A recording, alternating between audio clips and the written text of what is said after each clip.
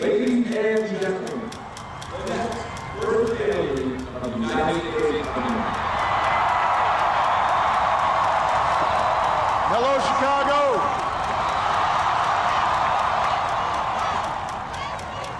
If there is anyone out there who still doubts that America is a place where all things are possible, who still wonders if the dream of our founders is alive in our time, who still questions the power of our democracy, tonight is your answer. By the way, Monday and Tuesday, some of these showers and thunderstorms could be a little on the strong side. Some heavy rain. 34 states in the District of Columbia will allow their voters to cast early or absentee ballots. Like so. Big deal. Most cats have 3 legs when you think about it. Blaming Bush thing, nobody is buying this anymore. It's the presidential equivalent of the dog ate my homework or the president ate my dog who ate my homework. We had this discussion, how this is affecting the game. I don't think the sky is about to fall on the NFL just because there are replacement refs out there. The polls are the replacement refs. They see certain things, they don't see other things. All these attacks on polls, if you're not doing well in the polls, that's the time you attack. Do I think Obama has a lead? Yes, and I think all of us in the Romney campaign better take that very, very seriously. That's what made this 47% remark so absolutely devastating for him. He's a very rich guy who just doesn't relate to the struggles of ordinary people. This is a campaign about the 100%. And over the last several years, you've seen greater and greater divisiveness in this country. We had hoped to come back together, but instead you've seen us pull apart.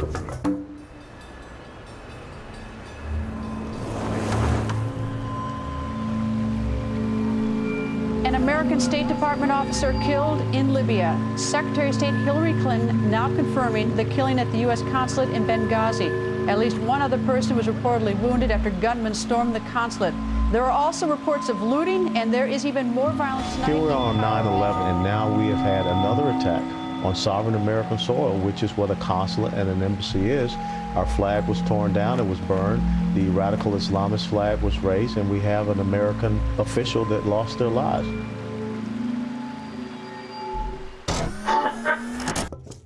Okay, back to our top story now, and the first presidential debate of the campaign. You saw President Obama in a way you've never seen him before. Never before has he been hammered this way on a sustained basis. I don't know what he was doing out there. He had his head down. He was enduring the debate rather than fighting it. The president tonight was disappointing when he allowed Mitt Romney to talk about $716 billion. Romney was incredibly effective. He looked competent. He sounded confident. He was engaged. He was everything that Barack Obama was not. And I think it was a reminder to people of just how disengaged this president has been in times of crises. A bombshell is about to be dropped on the 2012 race for the White House. A video has been uncovered from a campaign event in 2007 of then-candidate Obama speaking before an audience of African-American ministers about Hurricane Katrina. He goes off script, and he claims that the victims of that storm were ignored by the government. Where's your dollar? Where's your Stafford Act money? Makes no sense. Tells me the bullet hasn't been taken out.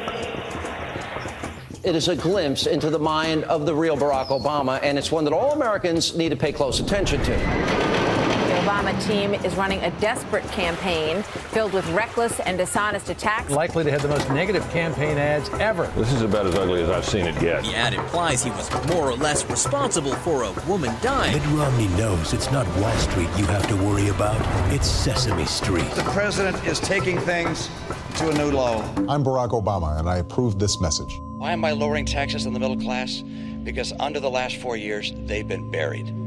And I want to help people in the middle class. And I will not, under any circumstances, reduce the share that's being paid by the highest income taxpayers. So we just have a different theory. And when Governor Romney stands here after a year of campaigning, when during a Republican primary he stood on stage and said, I'm going to give tax cuts. He didn't say tax rate cuts. He said tax cuts to everybody, including the top 1%. You should believe him. For me, I look at what's happened in the last 4 years and say, this has been a disappointment. We can do better than this. There's no such thing as an undecided voter when you've got an incumbent president. I think America is now faced with a very clear choice. It was the face-off in high noon. Does it want a president or a boss? This campaign today for president floats on a knife edge. The balance between Americans who say yes to the achievements of President Obama and those backing Romney is that fine. Obama is edging Romney by 3 percentage points, but that is within the margin of error. I felt that as the debate went on, President Obama was clearly the aggressor. It's time for the man in the White House to buy his ticket and take his chances. Voters at this point are looking for something to be positive about and something to believe in a little bit. King of the road. 18 days and you're going to step into a voting booth. And you're going to have a very big choice to make. Not just a choice between two candidates or two parties, but between two fundamentally different visions for this country that we love. Look, the president wants to fundamentally transform America. He's making us more and more like Europe. I don't want to become Europe. I want to restore to America the principles that made us the hope of the earth, and we'll do it. You've heard of the New Deal. You've heard of the square deal, the fair deal. Mitt Romney's trying to give you a sketchy deal. The president has no jobs agenda. We keep on asking him, what are you going to do to create jobs? He has nothing new. He says, well, we're going to go forward. Forewarned is a better term, I think. The deadline to stop Tehran's alleged nuclear weapons program is fast approaching. Both increasing its stockpiles. We now think they have close to 5 bombs worth of enriched uranium. Aren't we the only country allowed to make preemptive strikes? Who the hell does Iran think it is? They got to deliver it to Iran. Let Iran know, there's the line. You go beyond that line, we're going to have a massive attack. I'm sure I'm the lone voice in saying this. I think Iran deserves to be annihilated. I think they're lunatics. I think they're evil. I do think we ought to assess what would happen to the price of energy. I think it's absolutely outrageous and disgusting. This is a fool's errand. It would be a ridiculous war with absolutely no good coming of it. America remains the one indispensable nation. The world needs a strong America, and it is stronger now than when I came into office. My strategy is pretty straightforward, which is to go after the bad guys, to make sure we do our very best to interrupt them, to kill them, to take them out of the picture. As long as I'm President of the United States, Iran will not get a nuclear weapon. I made that clear when I came into office. For us to get more entangled militarily in Syria is a serious step. We recognize that there are places of conflict in the world. We want to end those conflicts to the extent humanly possible. But in order to be able to fulfill our role in the world, America must be strong. Hurricane Sandy, that storm already slamming Cuba. Now this storm looks like it's going to be headed for millions of people. It's going to be a transitioning system, meaning that perfect storm type scenario. The biggest problem for the president right now, if he makes any mishandling of this storm, could affect the final days of this race more than any other factor. Mitt Romney had momentum, and it stops. The two Bushes, Bush 41 and Bush 43, had disasters in their handling of hurricanes. Early voting is happening in a lot of these states. We've already seen one state, Maryland, cancel early voting for the day. Polls show the race in many of those states is extremely close. In fact, it is a dead heat in the latest poll. Within the sampling error, it's a statistical tie. You talk to the Romney people, you talk to the Obama people, neither one of them have any idea how this is going to turn out.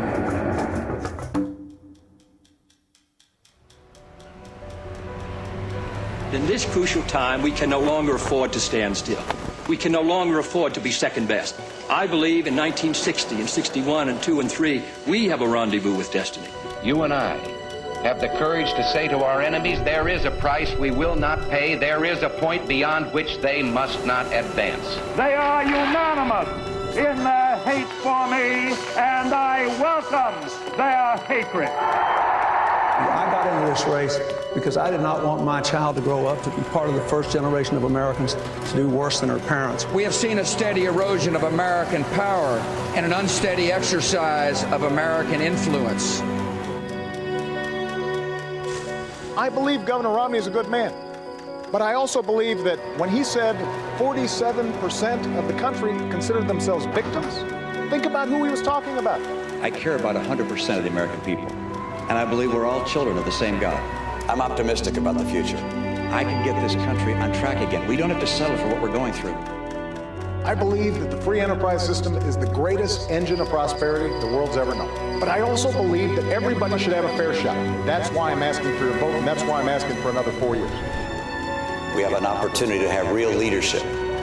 I'll work with you. I'll lead you in an open and honest way. And I ask for your vote. And I will work every single day to make sure that America continues to be the greatest nation on earth. To make sure that we all together maintain America as the hope of the earth.